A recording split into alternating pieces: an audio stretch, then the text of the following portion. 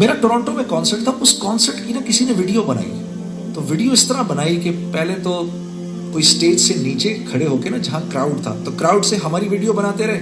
پھر تھوڑی دیر میں جو لڑکا ویڈیو بنا رہا تھا وہ ویڈیو بناتے بناتے اسٹیج پہ آیا. اسٹیج میں آنے کے بعد اس نے ایسے کراؤڈ کی ویڈیو بنائی. تو جب کراؤڈ کی ویڈیو بنائی نا تو میں نے دیکھا کہ 2 لڑکیاں اسٹیج, جو ہمارا جس اسٹیج پر ہم کھڑے ہیں بالکل اس اسٹیج سے لگی ہوئی ہیں,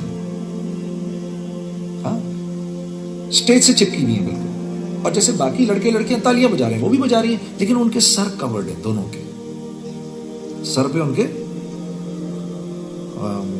اسکارف سے پورے پراپرلی کورڈ ہیں ان کے سر. تو مگر باقی کو تو میں دیکھ ہی رہا, تو میری نظر نہیں آ رہی وہ, کیونکہ اندھیرا ہے. تو مجھے اتنا پتا چلا 2 لڑکیاں ہیں. تو میں میری ایسے کر کے نا ان پہ نظر پڑی کہ 2 لڑکیاں کیا کر رہی ہیں یہاں پر, انہیں تو نہیں ہونا چاہیے. تھوڑی دیر میں نے دیکھا پیچھے سے ان کا باپ چلتا ہوا آیا. سر پہ ٹوپی تھی بالکل ایسی جیسے حضرت نے پہنی تھی, اور شیروانی پہنی ہوئی تھی اس نے, اور شلوار قمیض میں تھا. ٹھیک ہے, اچھا آپ یہ بھی کہہ سکتے ہیں کہ بھائی یہ کیوں آئے اس پروگرام میں, ہاں, لیکن اس کا بھی ایک جواب ہے میرے پاس. مجھے میرا یہ قیاس ہے کہ دیکھو پہلی مرتبہ ایک پاکستانی بینڈ یہاں آیا, ہم پہلی دفعہ آئے, تو انہوں نے سوچا ہوگا یار کہ یہ پاکستان سے پاکستان کا کچھ کلچر لے کر آ رہے ہوں گے, تو میں اپنے بچے بچیوں کو تھوڑا سا اس پاکستان کے کلچر سے ایکسپوز کروں. انہیں آئیڈیا نہیں ہوگا کہ ہم نے آ کے کرنا ہے کیا ادھر, انہیں نہیں آئیڈیا ہوگا, ظاہر سی بات ہے. یہ بات یوں سچ ہے کہ پہلے ہی سانگ میں, جب پہلا ہی سانگ ہو رہا ہے, میں نے دیکھا کہ وہ پیچھے سے چلتے ہوئے آئے اور انہوں نے آ کر دونوں لڑکیوں کا ہاتھ پکڑا اور ہاتھ پکڑ کے کھینچا دونوں کو. تو دونوں نہیں جانا چاہ رہی تھی, اور میں دیکھ رہا ہوں وہ دونوں سے سیریسلی بات کر رہے ہیں, اور بات کر کے وہ کھینچا اور لے کے باہر نکل گئے. اچھا, یہ چیز میں نے بھی دیکھی, اور میرے ساتھ جتنے لوگ بیٹھے تھے انہوں نے بھی اس کو ٹی وی پہ دیکھا, اور وہ ہنس پڑے, یار دیکھو یار یہ کیا کر رہا ہے مولوی.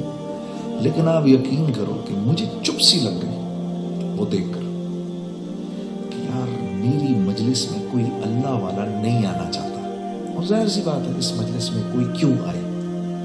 ٹھیک ہے, دیکھو وہ اس واقعے کا مجھ پر اتنا اثر ہوا, میں یہ آج بھی 20 سال کے بعد مجھے وہ بات نہیں بھولتی, روز روشن کی طرح یاد ہے مجھے. ٹھیک ہے, لیکن جب ہم اس کام میں آئے تو اللہ نے نشست و برخاست ہی ان جیسے اللہ والوں کے ساتھ رکھ دی. ٹھیک ہے, کہ دن و رات اب ہمیں جو ہے ان سے خیر کی کوئی نہ کوئی بات معلوم ہوتی رہتی ہے. اور اللہ نے کیونکہ ہمیں بھی کچھ تھوڑا سا ان کے ساتھ کھڑا کرنے کا شاید اللہ نے ارادہ فرما لیا مجھے لگتا ہے, تو انہی کی باتیں ہم لے کر لوگوں تک پہنچا دیتے ہیں. اس کے علاوہ کچھ نہیں ہمارے پاس, واللہ اس کے علاوہ کچھ نہیں. میں لوگوں سے یہ کہتا ہوں اکثر کہ میں اللہ کی بے نیازی کی ایک مثال ہوں.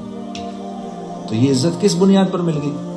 اس نسبت کی بنیاد پر مل گئی. ہاں, کیونکہ یہی نسبت جو ہے یہ بنیاد ہے عزت کی, باقی سب عزت کا دھوکہ ہے. آخری بات سن لیجئے, یہ قرآن کی ایک آیت ہے, وَلِلَّهِ الْعِزَّةُ وَلِرَسُولِهِ وَلِلْمُؤْمِنِينَ وَلَكِنَّ الْمُنَافِقِينَ لَا يَعْلَمُونَ. عزت اللہ کے پاس ہے, یہ رسول اللہ صلی اللہ علیہ وسلم کے ذریعے مومنین تک آتی ہے, اور نافرمانوں کو اس کا کوئی حصہ نہیں ملتا. عزت اللہ کی ہے, یہ رسول اللہ کے ذریعے مومنین تک آتی ہے, اور نافرمانوں کو اس کا کوئی حصہ نہیں ملتا. تو میرے بھائی اور میری بہنوں, یہ میرا آپ کو پیغام ہے. ٹھیک ہے, کہ یہ مت سوچو کہ کیونکہ ہم یہاں رہتے ہیں تو ہم نے یوں زندگی گزارنی ہے. نہیں, تقلید کی روش سے تو بہتر ہے خودکشی. تقلید کی روش سے تو بہتر ہے خودکشی. رستہ بھی ڈھونڈ, خضر کا سودا بھی چھوڑ دے. ہمیں تو حضرت خضر علیہ السلام جیسے نبی کی بھی ضرورت نہیں, یہ سمجھانے کو اقبال کہہ رہے ہیں, ورنہ تو نبی کا بہت بڑا درجہ ہے. نعوذ باللہ من ذالک, ہم اس لائق نہیں ہم کسی نبی کے بارے میں کچھ کہیں. وہ سمجھانے کو یہ کہہ رہے ہیں کہ تمہیں اللہ نے ایسا عالی شان نبی دیا ہے کہ تمہیں تو حضرت خضر کی بھی ضرورت نہیں کہ وہ تمہیں راستہ دکھائیں, ہمارے پاس تو راستہ موجود ہے. اسی لیے پہلا مصرع کیا ہے؟ تقلید کی روش سے تو بہتر ہے خودکشی. بجائے اس کے کہ کسی کو فالو کرو, خودکشی کر لو. رستہ بھی ڈھونڈ, خضر کا سودا بھی چھوڑ دے, ہمیں تو ضرورت نہیں ہے. اللہ پاک کی بات سمجھا رہے ہیں.